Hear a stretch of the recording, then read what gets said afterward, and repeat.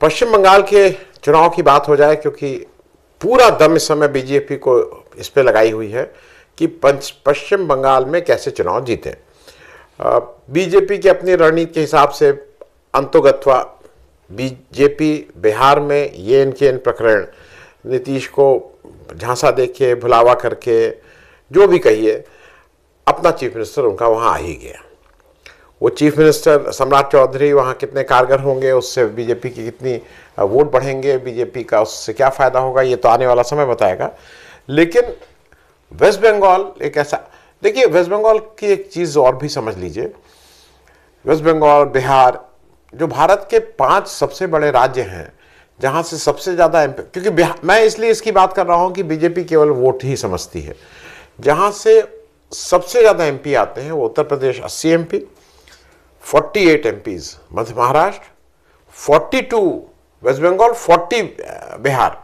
तो पहले 4 में ये 2 हैं, और इस चारों राज्यों में, और 5वां मैं इसलिए नहीं बोल रहा हूं तमिलनाडु, उसको छोड़ दिए, इन चारों राज्यों में जो टॉप 4 हैं उसमें बीजेपी 1 नंबर की पार्टी कहीं पे भी नहीं है।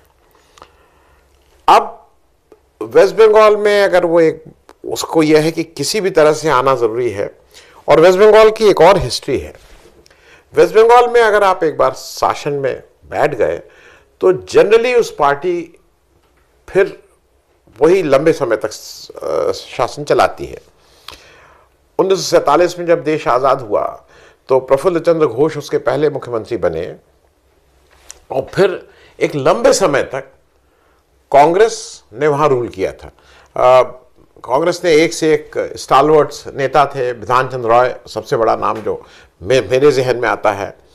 हालांकि ब्रीफली 1966 में एक प्रोग्रेसिव डेवलपमेंट अलायंस बना था वहाँ, फ्रंटियर अलायंस, और उसमें बंगाल कांग्रेस के नाम से कांग्रेस का एक धड़ा टूट के उसमें हुआ था।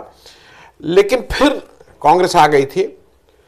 लेकिन एक चीज़ याद रखिएगा, वेस्ट बंगाल में कांग्रेस के बहुत भारी भरकम नेता रहे, लेकिन ये भी फैक्ट है कि कांग्रेस में वेस्ट बंगाल में जो लास्ट उसके चीफ मिनिस्टरशिप रही थी वो आज से करीब 49-50 साल पहले थी। उसके बाद सरकार कांग्रेस की नहीं बनी है।